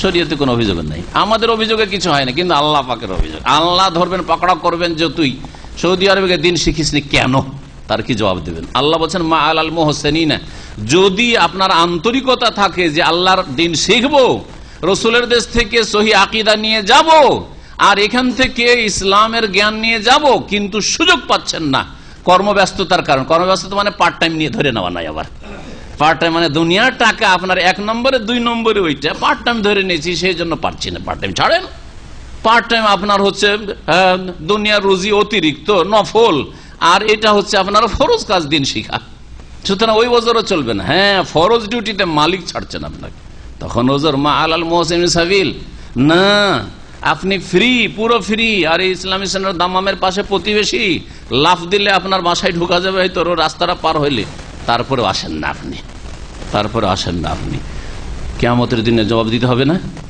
এই দেশ থেকে ওই শিরিক আর বিদাত নিয়ে এসেছেন, মগজে কবর মাজার পূজার ধর্ম, গৌস কুতুবের ধর্ম, আর ওই মিলাদের ধর্ম, আর কোরআন খানি আর বক্সানো ধর্ম, তাবিজের ধর্ম, ওই ধর্ম নিয়ে এসেছিলেন, আবার এখান থেকে ওই নিয়েই চলে গেলেন, জবাব দিতে হবে না। অবশ্যই আপনার বিরুদ্ধে অভিযোগ আছে আল্লাহ রাব্বুল আলামিনের, কিয়ামতের দিন অবশ্যই কমপ্লেন আসবে আপনার বিরুদ্ধে যে কি করেছো তুমি, কি শিখে এসছো বলো। মা আলাল মুহসিনিন সাবিল, ওই রকমই এই আয়াতকে আরবরা ব্যবহার করে থাকে, মানে প্রয়োগ করে থাকে এইরকম ক্ষেত্রে। আপনি বলতে পারেন যে যারা অতিরিক্ত নফল কাজ করে আমাদের সাথে দাওয়াতি কাজে সহযোগিতা করছে, তাদের ক্ষেত্রে কোনো অভিযোগ নেই। কেউ অল্প সাহায্য করতে পারলো, কেউ বেশি সাহায্য করতে পারলো, কেউ শ্রম দিল, অল্প শ্রম দিল, কেউ বেশি শ্রম দিল দাওয়াতি কাজে সহযোগিতার ক্ষেত্রে। যে নফল যদি কাজটি হয় তাহলে সেই ক্ষেত্রে সৎকর্মশীল নফল কাজকারীদের বিরুদ্ধে কোনো অভিযোগ নেই। অভিযোগ আছে যদি ফরজ তরক করেন। এলেম শিখা আপনার ফরজ, এবং এলেম শিখার পরে যতটা পারেন সময় বের করে দাওয়াত দিতে হবে, এটা আপনার ফরজ। সুতরাং এই ক্ষেত্রে মনে রাখবেন যে আল্লাহ পাকের কাছে জবাবদিহি করতে হবে। খাওয়ার সুযোগ পান বৃহস্পতিবার হলেই ফ্যামিলি নিয়ে যারা থাকে তাদের পার্টি আর পার্টি। 1 নম্বরে পার্টি, দাওয়াত খাওয়ার খাওয়ানো, আর 2 নম্বরে যদি ফ্রি থাকি তাহলে ইসলামিক সেন্টারে ফ্যামিলি নিয়ে যাওয়া। শুক্রবারে রাত্রে ফ্যামিলিদের ব্যবস্থা আছে। 1 নম্বরে দাওয়াত খাওয়াত, কোথাও দাম্মাম খোবার জোবাইল মিলে যদি দাওয়াত টাওয়াত পাওয়া না যায় তখন ইসলামিক সেন্টার। আমি এমন লোকের খবর জানি যে আলহাসা থেকে দাওয়াত খেতে জুবাইল যাচ্ছে, 170 প্লাস 80, কত তো 170 প্লাস 80, তাই না? জি হ্যাঁ। তো এত দূর দাওয়াত খেতে যেতে পারে, আর দাওয়াত খেয়ে আস্তে আস্তে রাত 3টে 4টা বাজে, অনেক সময় দুর্ঘটনা ঘটে। এরকম ঘটনা ঘটেছে, আর গভীর রাতে গাড়ি চালিয়ে আসছে আর ঘুমিয়ে পড়েছে, কোথা থেকে কোথায় গাড়ি চলে গেছে, অ্যাক্সিডেন্ট, মারাও গেছে, হতাহত হয়েছে। এইসব ঘটনা আছে 10-20 বছর মধ্যে। তো কথা হচ্ছে যে দাওয়াতটা 1 নম্বরে, আর 2 নম্বরে এলেম শেখা, অথচ আল্লাহ এলেম শেখা ফরজ করেছেন। তাহলে অবশ্যই আপনার বিরুদ্ধে কিয়ামতের দিন অভিযোগ আছে আল্লাহ রাব্বুল আলামিন। ভালো করে শুনে রাখেন। সবকিছু দুনিয়ার করে দাওয়াত ফাওয়াত খাওয়াই, এইদিকে দিনের দর্শ চলছে আর আপনার বাড়িতে দাওয়াত চলছে, অবশ্যই অভিযোগ আছে। দাওয়াতটা অন্যদিন করা যায় না? অবশ্যই করা যেতে পারে, অন্যদিন অবশ্যই করা যেতে পারে। আল্লাহ পাক রব্বুল আলামিন যেন বুঝার তৌফিক দান করেন। আমলের ক্ষেত্রে আমরা কম, আর কথাই কম না। আমরা অধিকাংশ মানুষ আজকাল এমন হয়ে গেছে যে কথাতে বড়। আমাদের দেশে একটা কথা যে প্রসিদ্ধ আছে যে বয়সে আমার বাপ বড় না দাদা বড়, কিন্তু হাবে তাবেতে আর কথাতে আমি বড়। জি, তো এইরকম ব্যাপারটা আমাদের আজকাল মুসলিমদের। আমলে তো সবচাইতে ছোট, আর কথাতে মাশাআল্লাহ লাগিয়ে দেন সবচাইতে বড় হিরো। আল্লাহ পাক রব্বুল আলামিন মা আলাল মুহসিনিন সাবিল, কেউ যদি নফল কাজ করে সেই ক্ষেত্রে যে যতটা করলো, নফল কাজে যদি একটু কমকে অংশ নেই তাহলে অসুবিধা নেই, অসুবিধা নেই, কোনো আপত্তি নেই। আল্লাহু গফুর রহিম। আল্লাহ পাক রব্বুল আলামিন বড় মার্জনাকারী, বড় দয়াবান। ওয়ালা আলাল্লাযিনা ইযা মা আতাউকা লিতাহমিলাহুম কুলতা লা আজিদু মা আহমিলুকুম আলাইহি তাওয়াল্লাউ ওয়া আ'য়ুনুহুম তাফিদু মিনাদ দামি হাযানান আল্লা ইয়াজিদু মা ইউনফিকুন। এই আয়াতে আল্লাহ রাব্বুল আলামিন আরো 1 শ্রেণীর লোকদের ওজর কবুল করছেন। এর আগে তো বলা হলো যারা দুর্বল, যারা অসুস্থ, হ্যাঁ, এবং যাদের রাস্তা খরচ নেই, যাবে জিহাদে, তো হ্যাঁ, ধরেন একটা লোক গরিব, 500 টাকা বেতন পায়, ওতে তার সংসার চলে না, আর ওকেও আসতে হবে দূর থেকে, ধরেন আল্লাহ সানায় থেকে, 91 থেকে অথবা খোবার থেকে দর্শনার জন্য আসতে হবে। বেচারার কাছে রাস্তা খরচ নেই, তার ওজর আছে। বুঝা গেছে না? জিহাদের কথা বাদ দিয়ে বর্তমান যুগের জিহাদ হচ্ছে দিন শিখা এবং নিজে আমল করা আর দাওয়াতের কাজ করা। জি, দাওয়াতের কাজটা জিহাদ। আল্লাহর দিনের কথা আল্লাহর বান্দা পর্যন্ত পৌঁছে দেওয়া জিহাদ। সূরা ফুরকানের আয়াত মনে রাখবেন। অনেকে মনে করে যে এগুলো অপব্যাখ্যা। অপব্যাখ্যা না, কোরআনে কারীমের কথা। আল্লাহ পাক বলেছে ফালা তুতিল কাফিরিনা ওয়াজাহিদহুম বিহি জিহাদান কাবীরা। কাফেরদের কথা মানিও না হে রাসূল। এর আগে, এই আয়াতের আগে কোরআনের কথা, ফুরকানের কথা, কোরআনে কারীমের কথা আল্লাহ পাক আলোচনা করে বলছেন ওয়াজাহিদহুম বিহি, তার দ্বারা তুমি জিহাদ করো, তাদের বিরুদ্ধে, জিহাদান কবিরা, বড় ধরনের জিহাদ। তার দ্বারা মানে কার দ্বারা? কোরআনের দ্বারা। তাহলে কোরআনের কথা, তৌহিদের কথা, সুন্নতের কথা পৌঁছে দেওয়া, শিরক থেকে সতর্ক করা, বিদআত থেকে সতর্ক করা, ফরজ অজেবকে মানুষের কাছে তুলে ধরা, হারাম নাজায়েজ কে তুলে ধরা, যেগুলো হারাম নাজায়েজ, এবং মানুষকে পরকাল সম্পর্কে চিন্তাশীল করে তোলা, এগুলি হচ্ছে জিহাদের কাজ। যেই যুগে অস্ত্রের জিহাদ নেই, তার শর্ত পুরা নেই, সেই যুগে এই জিহাদ হচ্ছে বড় জিহাদ। কিন্তু যখন সেই সুযোগ আসবে তখন সেটা অবশ্যই যিরওয়াতু সানামিহি আল জিহাদ, তখন সেটা বড় জিহাদ হবে। আল্লাহ পাক রব্বুল আলামিন সব রকমের জিহাদে প্রচেষ্টায় অংশ নেওয়ার জন্য আমাদেরকে তৌফিক দান করেন। আল্লাহ পাক সেই রকম যেন সৎ নিয়ত রাখেন। আল্লাহ পাক বলছেন যে আরো ওই সব লোকদের বিরুদ্ধে কোন রকমের অভিযোগ নেই, ওয়ালা আলাল্লাযিনা, মানে ওই সব লোকদের উপরেও কোনো আপত্তি নেই বা অভিযোগ নেই, আল্লাযিনা, ওই সব লোকেরা, ইযা মা আতাউকা, যখন তারা তোমার কাছে আসে হে নবী, কিসের জন্য? লিতাহমিলাহুম, যাতে করে আপনি তাদেরকে একটা বাহন দেন, উট চাওয়ার জন্য। ইয়া রাসূলুল্লাহ, আমাকে একটা উট দেন, উটের পিঠে চেপে আমি জিহাদে যাব। নবী করিম সাল্লাল্লাহু আলাইহি ওয়াসাল্লামের কাছে দরখাস্ত করতে এসেছেন। কুলতা, তখন আপনি তাদেরকে উত্তরে বলেন, লা আজেদু মা আহমেলুকুম আলাইহি, আমি আমার কাছে এমন কোন বাহন পাচ্ছি না যাতে তোমাদেরকে আমি আরোহণ করাবো, সওয়ার করব, পাচ্ছি না। নেই, নবী সাল্লাল্লাহু আলাইহি ওয়াসাল্লামের কাছে বাহন নেই, বা ছিল, শেষ হয়ে গেছে। কোথা থেকে দিবেন তাহলে? নবী সাল্লাল্লাহু আলাইহি ওয়াসাল্লাম দিতে পারছেন না, আর কেউ দেওয়ার মতো নাই, আর তার কাছেও নেই, তো কি করে যাবে? সেই সময় বেশ কিছু সাহাবাই কিরাম যারা জিহাদের বড় উদ্যম আর উদ্দীপনা নিয়ে এসেছিলেন, কিন্তু নবী সাল্লাল্লাহু আলাইহি ওয়াসাল্লামের কাছে বাহন না পায়, আর তাদের কাছে পয়সাও নেই, সওয়ারিও নেই, তারা কাঁদতে কাঁদতে রাসূলুল্লাহ সাল্লাল্লাহু আলাইহি ওয়াসাল্লামের দরবার থেকে ফিরে গিয়েছিল। তাদের সম্পর্কে আল্লাহ বলছেন, তাওয়াল্লাউ, তখন তারা ফিরে যায় যখন আপনি তাদেরকে বলেন যে তোমাদের জন্য আমি এমন কোনো বাহন পাচ্ছি না যাতে তোমাদেরকে সওয়ার করাবো। তো তখন তারা ফিরে যায় এই অবস্থায়, ওয়াও হালিয়া ওয়া আয়ুনুহুম তাফিদু মিনাদ দামা'i হাজানা, সেই সময় তাদের চোখ থেকে অশ্রু প্রবাহিত হয়। তাফিদু, ফাদা ইয়াফিদু মানে বহে যাওয়া, তো ওয়া আয়ুনুহুম তাফিদু মিনাদ দামা, দামা মানে হচ্ছে অশ্রু, চোখের পানি। চোখের পানি, অশ্রু প্রবাহিত হয় তাদের চক্ষু দিয়ে, তাদের অশ্রু প্রবাহিত হয় তাদের চক্ষু দিয়ে, হাজানান, এই শোকে, এই দুঃখে, আল্লাহ ইয়াজিদু মা ইউনফিকুন, যে খরচ যে করতে হবে তার কিছু পাচ্ছে না। আল্লাহর রাস্তায় যে খরচ করব কিছুই নেই। সবাই দেখছেন আল্লাহর রাস্তায় খরচ করছে, দিনের কাজে খরচ করছে, সাদকা খায়রাত করছে, আর আপনার কাছে পয়সা নেই যে আপনি দান খায়রাত করবেন, দিনের কাজে অংশ নেবেন, দাওয়াতের কাজে অংশ নেবেন। তো এই ক্ষেত্রে যদি মনে দুঃখ হয়, কষ্ট হয়, আর মানুষের কান্না আসে, তাহলে এটা ঈমানের পরিচয়। আল্লাহ পাক প্রশংসা করেছেন এই সব সাহাবায়ে কিরামদের, অথচ তারা জিহাদে অংশ নিতে পারেনি। আল্লাহ বলছেন তারা তিরস্কৃত হবে না, তাদের উপর কোনো আপত্তি নেই, তাদের বিরুদ্ধে কোনো অভিযোগও নেই। অভিযোগ কাদের বিরুদ্ধে আছে? আল্লাহ বলছেন ইন্নামাস সাবিলু আলাল্লাযিনা ইস্তাযিনুনাকা, নিঃসন্দেহে অভিযোগ তো ওই সব লোকদের বিরুদ্ধে রয়েছে, আল্লাযিনা ইস্তাযিনুনাকা, হে নবী, যারা তোমার কাছে অব্যাহতির অনুমতি চায়। অব্যাহতি নেওয়ার জন্য জিহাদে যাবে না, সেই জন্য কি চাই? অনুমতি চাই। শাব্দিক অর্থ ইস্তিজার মানে অনুমতি, সেই জন্য অনুমতিটা লাগাইলাম। ইন্নামাস সাবিলু, রাস্তা, কিসের রাস্তা? কিসের রাস্তা? অভিযোগের রাস্তা।